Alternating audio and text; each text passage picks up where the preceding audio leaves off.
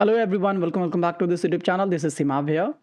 देखिए, सीयूईटी का एग्ज़ाम बहुत नज़दीक है, ज़्यादा टाइम नहीं बचा है, बस कुछ दिन की बाकी है। फरवरी तक तो 100% आपका फॉर्म वगैरह आ ही जाएगा, एप्लीकेशन भराना शुरू हो जाएगा। बट बहुत सारे स्टूडेंट का ये कन्फ्यूज़न है कि भाई फ़ी स्ट्रक्चर इस बार क्यों होगा? क्योंकि सीयूईटी ने जब से एग्ज़ाम लेना शुरू किया है, हर साल वो कुछ ना कुछ पैसा बढ़ा रहा है, जब से भी स्टार्ट किया है।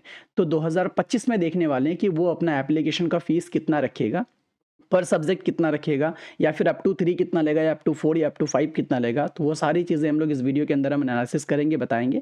बट उससे पहले आपसे एक रिक्वेस्ट है कि प्लीज़ चैनल पे नए हो और सीयूईटी को लेकर के बहुत ही ज़्यादा सीरियस हो, so please do subscribe this channel and press the bell icon.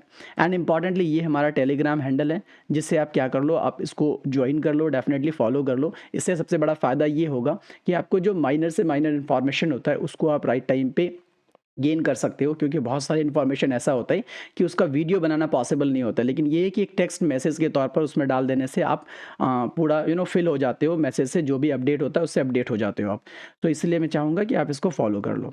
सो पहली चीज़, हम आगे देखने से पहले देखेंगे कि 2022 में सीयूईटी का जो एग्ज़ाम हुआ यूजी का, तो उन्होंने अपना सब पैसा कितना रखा था फीस। तो यहाँ पे देखेंगे अप टू 4 4 सब्जेक्ट्स के लिए अगर देखा जाए, तो जनरल कैटेगरी से उन्होंने साढ़े 600 रुपये 650 लिया था।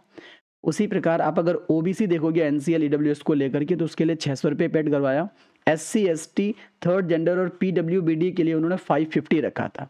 एंड कुछ सेंटर्स जो आप आउटसाइड इंडिया ले रहे थे, उसके लिए उन्होंने 3000 पेमेंट रखा था। अगर आप 5 सब्जेक्ट ले रहे हो तो उसके लिए भी सेम रखा है, 650, 600, 550 और 3000। ये बात कर रहे हैं हम लोग 2022 का, जब सीयूईटी को लॉन्च किया गया था, जब सीयूईटी ने अपना एग्जाम पहली बार लिया था। तो ये रहा 2022 का। अब बात करें हम लोग 2023 में अपना फीस स्ट्रक्चर क्या रखा उन्होंने, तो यहाँ पे देखेंगे अप टू 3 सब्जेक्ट्स उन्होंने 100 रुपीज़ बढ़ाया। क्योंकि लास्ट टाइम देखेंगे अप टू 4 सब्जेक्ट्स का उन्होंने 650 लिया है। यहाँ पर 3 सब्जेक्ट का ही सिर्फ कितना ले रहा है, 750 ले रहा है। अगर आप 7 सब्जेक्ट चूज करते हो तो 1500 ले रहे हैं। वहीं पे अगर आप 10 सब्जेक्ट चूज कर रहे हो तो आपका 1750 रुपीज़ लिया जा रहा है। उसी के पैरेलल में अगर हम ओबीसी के लिए देख रहे हैं तो 700 है। 7 सब्जेक्ट्स के लिए आपका 1400 है, और वहीं पे 10 सब्जेक्ट्स के लिए आपका 1650 रुपीज़ लिया जा रहा है। बट इन द पैरेलल देखो रहे हो आप एससी एसटी पीडब्ल्यूबीडी और थर्ड जेंडर के लिए, तो यहाँ पे थोड़ा रिड्यूस किया है, 650 ले रहा है, 1300, 1550। और आउटसाइड इंडिया अगर है तो 3750, 7500, 11000। ये फीस स्ट्रक्चर है आपका 2023 का। तो थोड़ा स्लाइड चेंजेस देखने को मिला।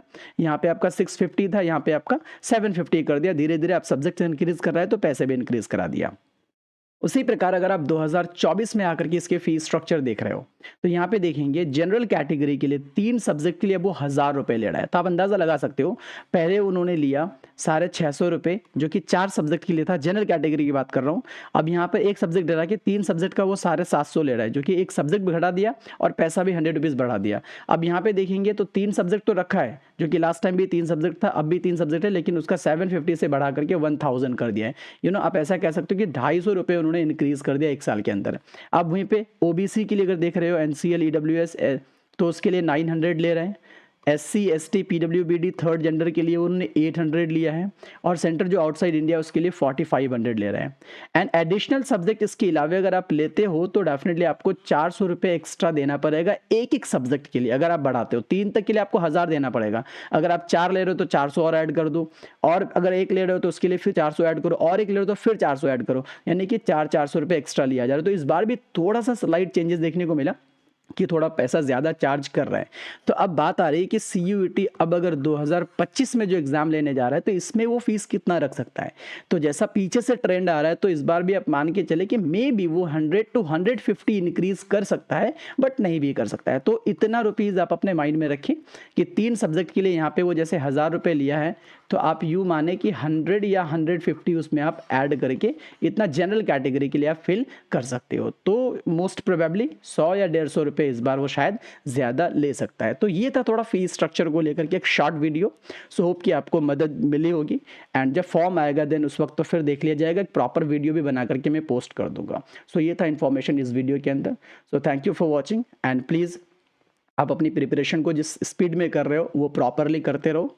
एंड मोस्ट प्रॉब्ली एक मेरा सजेशन ये है कि 12th का एनसीईआरटी जो बुक है आप उसी को प्लीज़ प्रेफर करना, उसी को मल्टीपल टाइम रिवीजन करना। एंड इसके अलावा कोई अदर बुक पढ़ने की ज़रूरत नहीं है। बट हाँ, अगर आप टेस्ट सीरीज़ ज्वाइन किए हो या फिर टाइम टू टाइम टेस्ट दे रहे हो तो वो बेस्ट है, वो देते रहो। बाकी एक्स्ट्रा बुक पढ़ने की बिल्कुल भी ज़रूरत नहीं है। जो बुक पढ़ रहे हो एनसीईआरटी की पढ़ रहे हो उसी को मल्टीपल टाइम रिवीजन करो। दैट्स ऑल, बस इतना ही। तो आप प्लीज़ अच्छे से रहो और बाकी जो प्रिपरेशन चल रहा है उसको करो। Thank you so much.